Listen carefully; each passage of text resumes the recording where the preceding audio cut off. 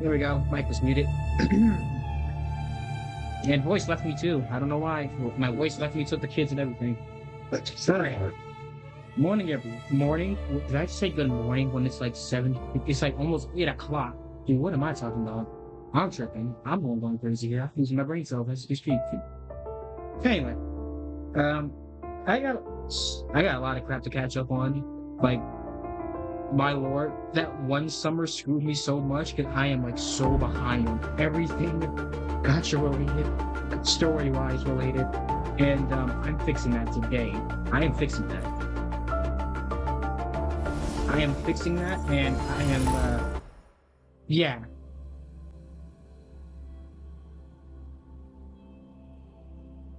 That's about it, really. That's all I can say. I am fixing it. I'm fixing it.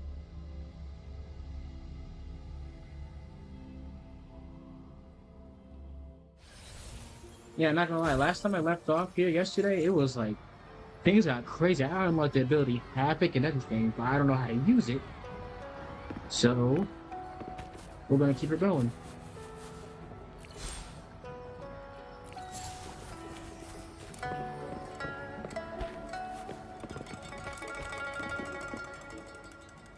Talk to the girls. Hey, over here! Oh, autoplay on. Where have you been lately? Did you miss us? Oh, anything exciting happened while you were out there? Rover's Wild Adventures! Come on, let us in on it! Well... So you mean that big Mount Firmament thingy that shocked all of 𝔟𝔬𝔱𝔬𝔬? No, wait! That shocked all of Huanglong? Was all because of you? Rover saves the day yet again!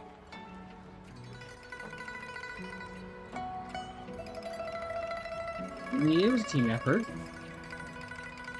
With the Threnodian defeated, our Sentinel and the 𝔟𝔬𝔱 Magistrate have resumed their duties. 𝔟𝔬𝔱 will have peace and prosperity once more. Yes. Rover and the Sentinel did give you certain insights about your memory loss. While there's still much to uncover, at least we're on the right track. At long last, we can finally have some fun. Hey, what better time to celebrate than the Moon Chasing Festival, right? You, me, Yang Yang, and Baicha, the 4 of us will have a great time munching on treats and enjoying looking at the full moon. And let's not forget about the Moonlit Fair. It's exclusive to 𝔟𝔬𝔱, happening only on the night of the festival. There's so much to eat, drink, play, and see. Wait till I show you the biggest lantern show of the fair. I know a spot that has the perfect view. That's a wonderful idea. Let's enjoy the festival together. I'm sure there'll be plenty of interesting things to pique your interest. Everyone in 𝔟𝔬𝔱 will be there. There's a high chance we'll run into some familiar faces. Sounds very exciting. Then it's a deal. Mark my words. With us around, you'll be in for a moon chasing festival you'll remember for life.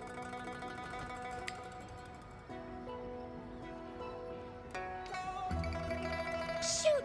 We got so distracted with everything else, I almost forgot about your wish for the wishing tree.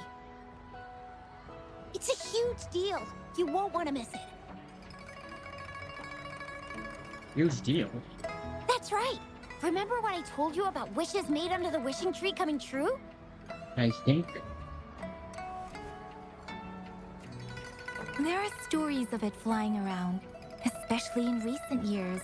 The wishes people make on the eve of the Moon Chasing Festival seem to come true in one form or another. A few years ago, 𝔟𝔬𝔱 had endless rain. Yang Yang wished for clear skies for the festival and a perfect moonlit fair. And guess what? The rain stopped, and the moon was full and bright.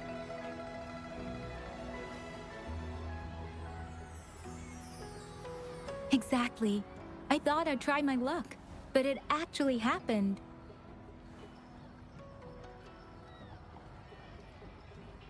Perhaps just a pleasant coincidence. The Moon Chasing Festival does have a history of such coincidences. Maybe there's something to the Wishing Tree's magic after all.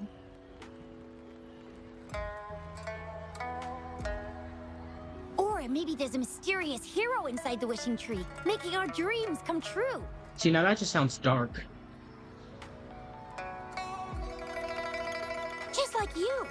You saved the world without anyone noticing. If you're not in the next season of Hero Plays, I'm out.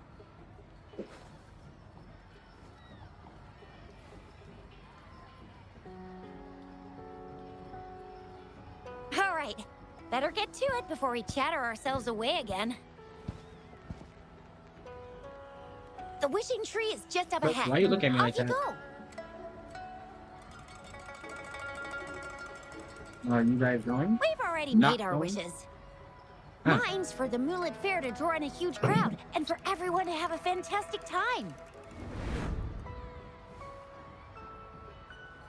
As for Yang Yang, she wished for endless happiness and happy reunions for all families.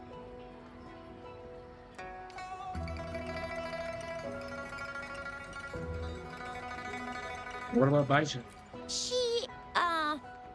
She's not really into wishes. Don't mind me. I tend not to make wishes. But if I did, it would probably be similar to Yang Yang's. There! You're the last one left. Oh, and don't forget about Abby. I'm sure the little guy doesn't want to miss out. Who? Oh. Right. Your name is Abby?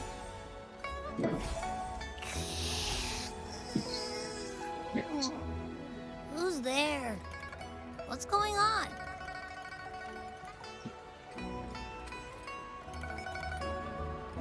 You want to make a wish on a wishing tree? Make a wish? I'm tired. Just make one for me. I want lots of goodies to eat. I don't ever want to be hungry again. Okay, go back to sleep now. Yeah.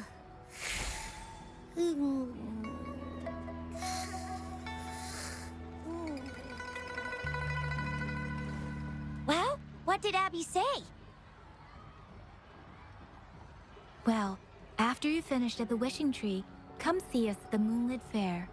Shizia and I will be helping out with preparations. Oreo, I'll what be the over at is that? Chang's moon shooter stall. It's not fully set up yet, but I can give you a sneak peek.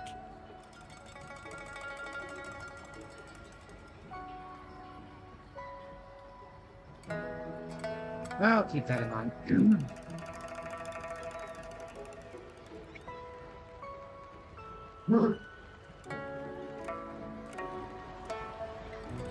Okay, so apparently that little thing we saw last time, his name is Ab. I think I'm playing this game out of order. I think I played this game out of order and screwed up everything.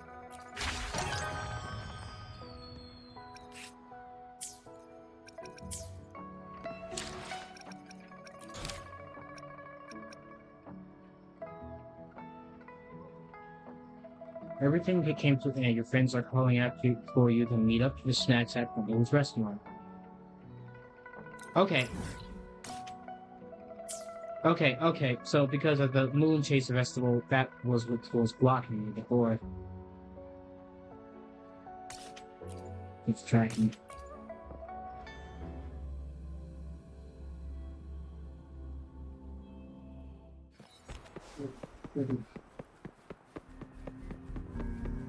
I thought the Moon Chase was like right after the event of the story mode. No. Yup. Chapter. Nailed it. What's up, ladies?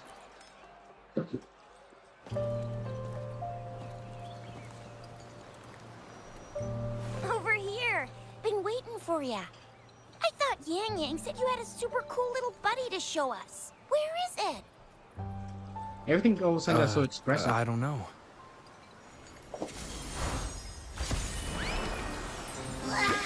There he is.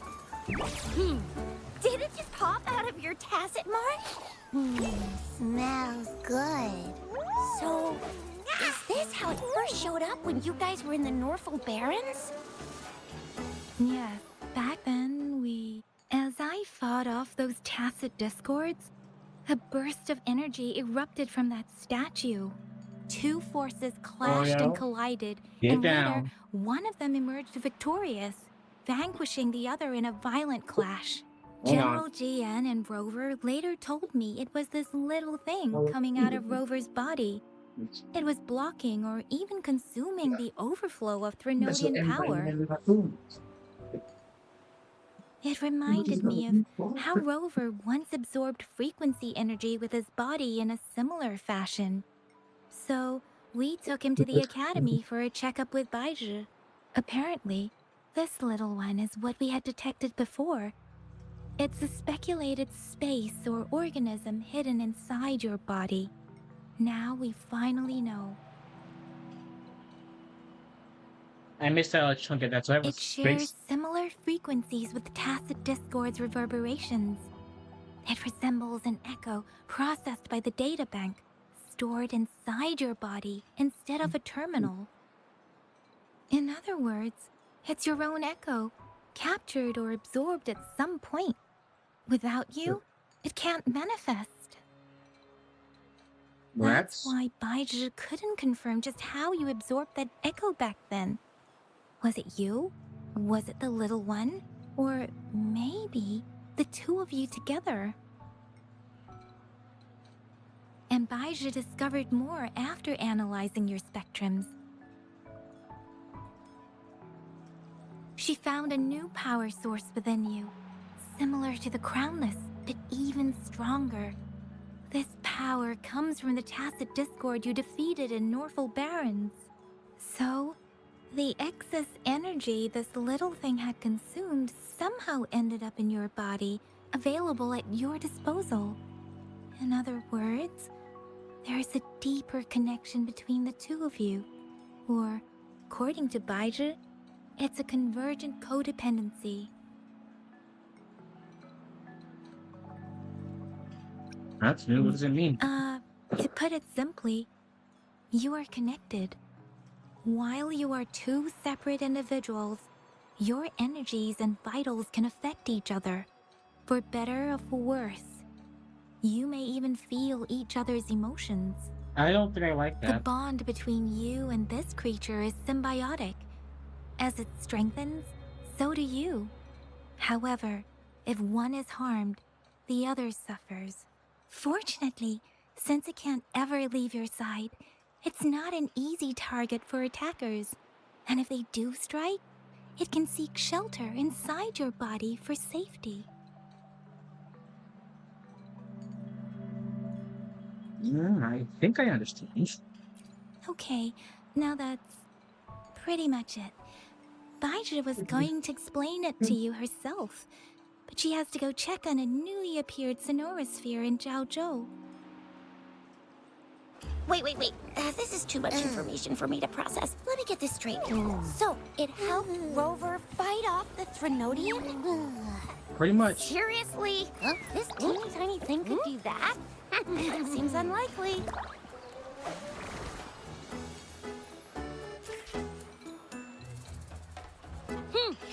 Don't look down on me. You'll regret it when you learn what I'm capable of. That poker-faced researcher was absolutely shocked when she examined me. Said I'm not just any echo. I'm a super-duper cool one. Rarest of them all. Why does your voice kind of remind me of Aquafina? And no, I'm not saying it as a bad thing.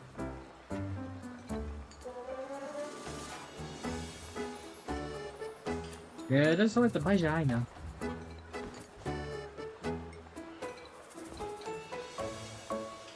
Yeah, no way 𝔱𝔥𝔯𝔬𝔱 talks like that.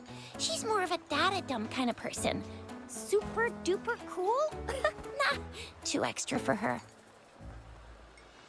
That's too much hyperbole. Seems like you're trying to boost your ego a bit.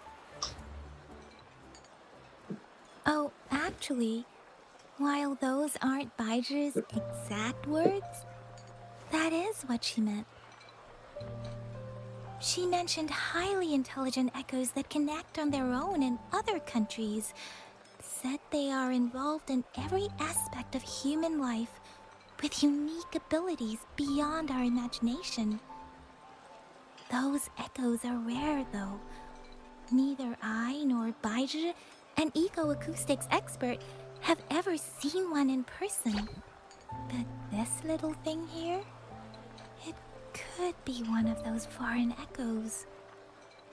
Yeah, makes sense. Now we just gotta figure out where it came from. Who knows? We may find other cool echoes in that place.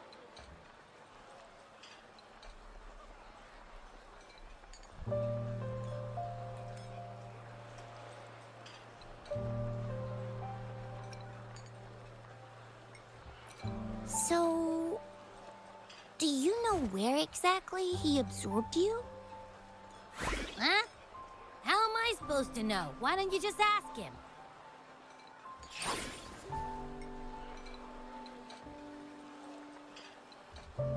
Because I don't remember. Yeah, it happened before he lost all memories, so we have to ask you. But even if echoes can have memories, they probably wouldn't remember things earlier than their first manifestation. I wonder if that's the case with this little one, too. Aha! Finally! Someone with common sense. Jesus. That green-haired, serious guy asked me a similar question. Sorry to disappoint, but I really don't remember anything before I showed up.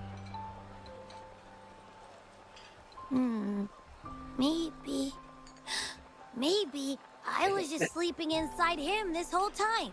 So of course I don't remember. Sleeping?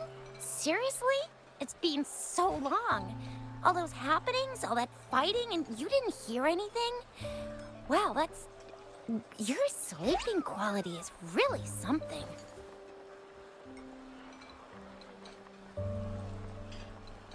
I prefer not to stay awake all the time.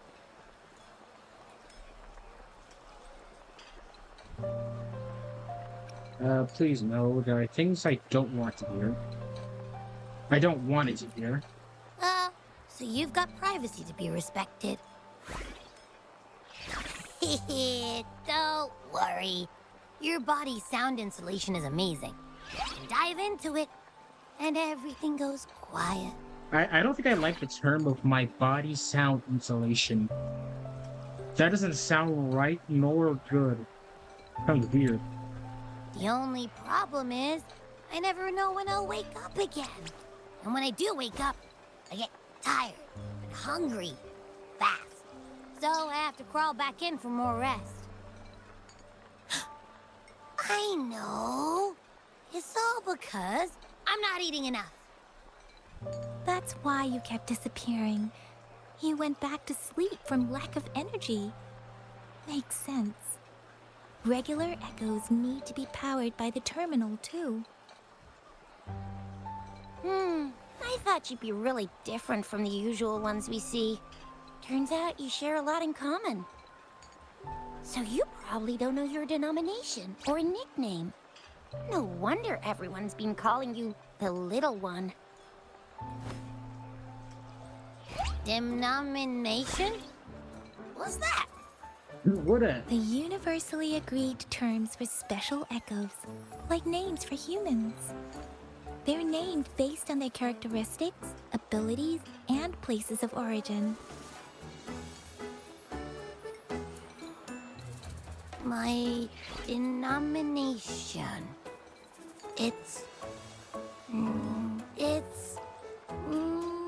don't know. Do I not have a name at all? What? No way! No way! That's not fair! If all the special echoes have names, how can I not have one? I don't want to be called the Little One all the time. It doesn't sound cool at all. How about this? You help me come up with a name, and I will let you have some of the food. There's nothing left. There's nothing left. I'm glad you realized that. Next time, I'll definitely save some for you. Just give me a name. Please?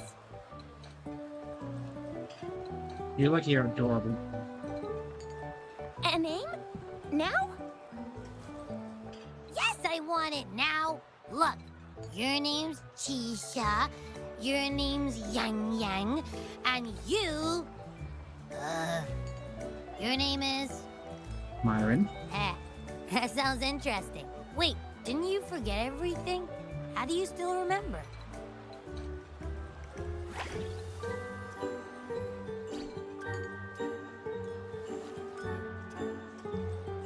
I just came up with it. It's my new name now. With your old name and memories all gone, it's a good idea to go with a new one. It makes everything more convenient and represents a fresh start. Yeah! Exactly like she said. Every one of you has a name, and I want one for myself, too. I'm really not asking much. I just want a name that sounds a little cool, a little special, and epic, and super smoking. This guy. That's a long list of descriptors. Names are a big deal, you know. Like once you have one, it's stuck with you for life. Gotta make sure it's a good one. Can't have people true. not scared of me when they hear it. No time for regrets here. That's true. Let's see. You want a cool one. What about Echo the Invincible? What do you say? Nah, nuh-uh, absolutely no. That's too straightforward. It's no better than calling me the little one. Hey, it makes every difference in the world. I am Echo the Invincible. That's what a hero play character would say as their transformation call. Or maybe, since you can fly, and you've got those long ears, why don't you call yourself, Righteous Raptor, or What? Valor Hawk, Flying Fury? No, absolutely no. Why do they all sound so cringy?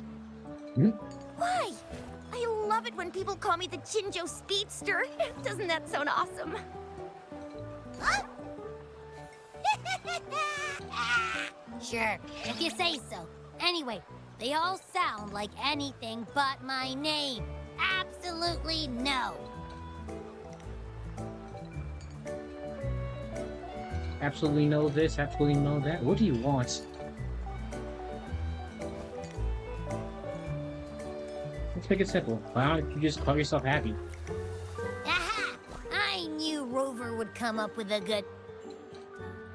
Wait, why does it sound so random? You didn't just pick two random syllables, did you? No.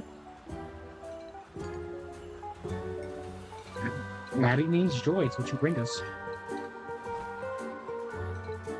So, is it because I've been saying absolutely no a lot? Probably.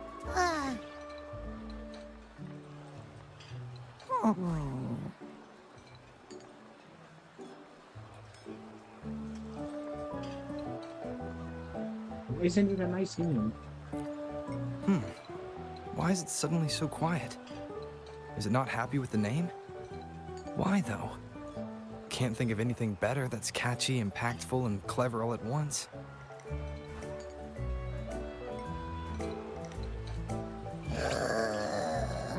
Happy... Abraxas? I like Abraxas.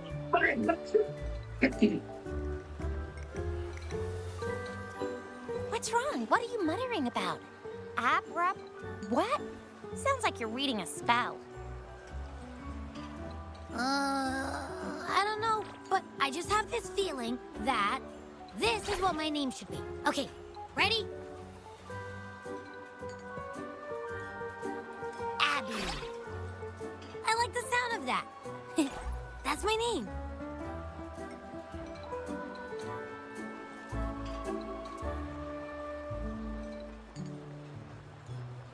I thought you didn't like it. Of course I like it. You came up with it for me. I was just trying to get used to it, that's all. Besides, I feel attached to this name now.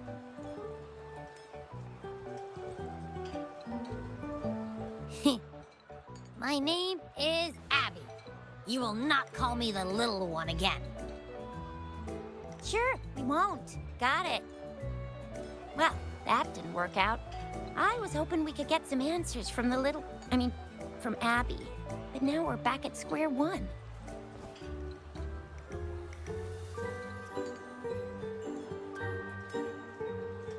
I really thought we could figure out where Abby came from. It might not lead us to other special echoes, but it's at least a starting point to uncover Rover's past. Then we'll have something to do before asking Madam Magistrate and our Sentinel about it again. Maybe we can start with Abby's special abilities instead. Each special echo has a unique ability. We can compare what Abby does with our records of other echoes to see where they came from. Besides, it was Abby's power that helped Rover defeat the 𝔦𝔫𝔱𝔬𝔴𝔫, I suppose.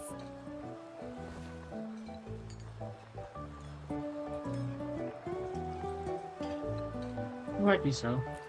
Why do you sound so unsure? Didn't you see it all with your own eyes? Yeah, it all happened so fast I didn't get a clear look. Abby, can you show us again? I'm super curious how you did that. Who knows? We might learn something. Well, since you asked, I'll show you how it's done. But this place is too crowded. Let's move to that open spot over there.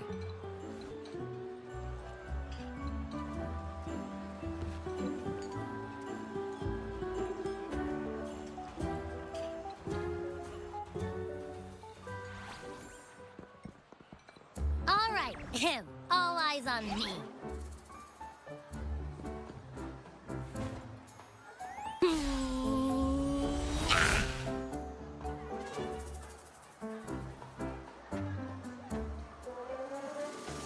What's going on? I'll try again, just you see.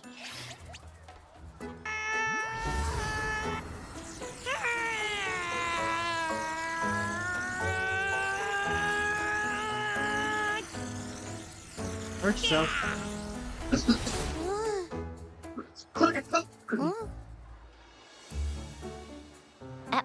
What?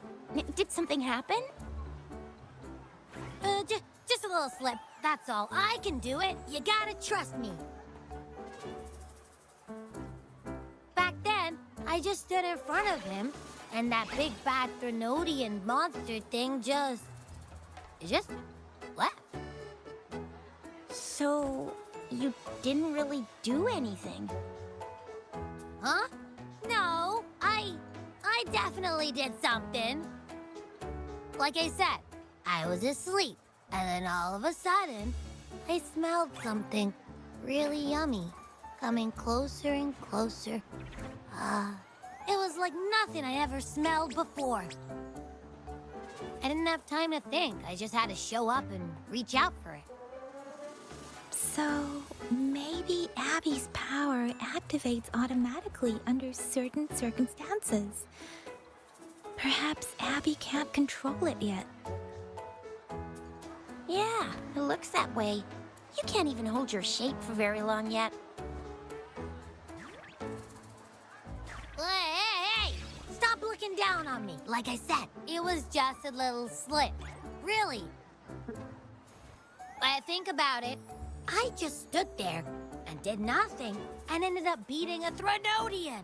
Imagine what I could do if I actually tried. Hey, Rover, get behind me next time we run into anything, okay? I'll keep you safe. Promise. You're so real for that, Abby. Oh, did you just fucking... Oh my You god. bet. I said I'm super strong. I'll protect him. She did not just say you're real. You're so real for that. I can't with this game right now. That's very reassuring to hear, but it seems we're stuck again. I can't think of anything else to check out. We'll keep our time machine. Knew it.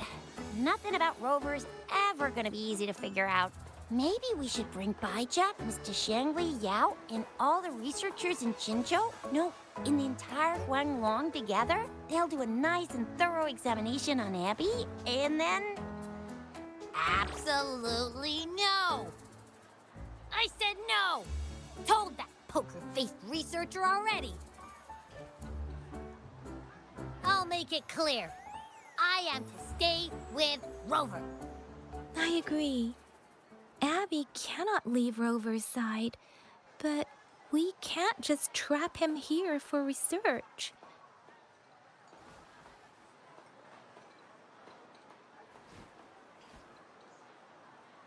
Where did you absorb Abby? What are Abby's powers, and what exactly happened between you two? There are so many questions we can't figure out yet.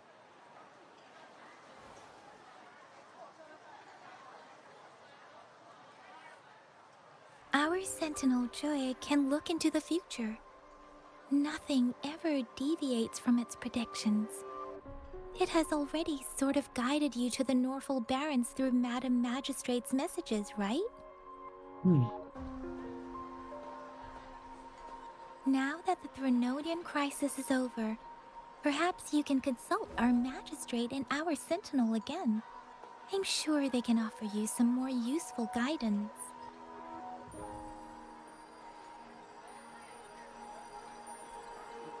I'll play Genshin a visit once she returns. Relax, relax. You have me now, remember? Meeting up with that Jinshi person, getting your memories back. I've got you. Speaking of that, so this Sentinel can predict the future? That sounds cool. The name Jue sounds pretty cool too. It's almost as cool as mine. What does it look like? Where is it?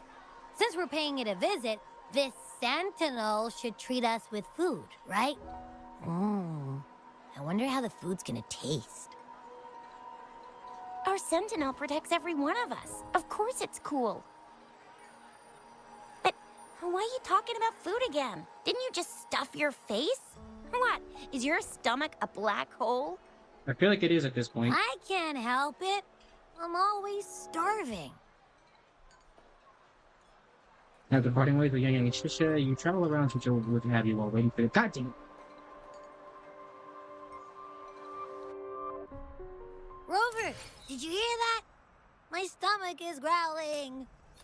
I'm so hungry.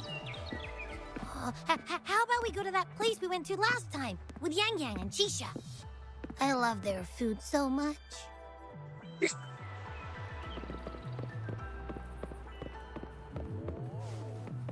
So now I have a little friend named Abby. Sacklip. Was there a purpose for it? No. Was it the style on them? Yes. Yummy, yummy.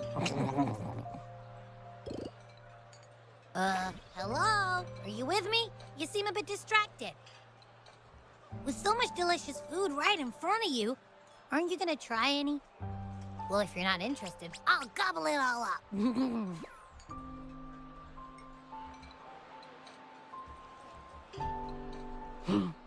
You've been absent-minded the whole day. Still bothered by that dream from last night? Wait, so you had a dream about the Sentinel? Like the one from your flashback when we saw the Sentinel statue after you lost your memory? This time I saw something different. Hang on, so let me get this straight. The Sentinel swooshed you off to a mountain shaped like a dragon. And then there were all these bad things going on with lots and lots of tacit discords. But the Sentinel saved the day. How exactly did it protect everyone again? Oh, in your dream it made the time different there.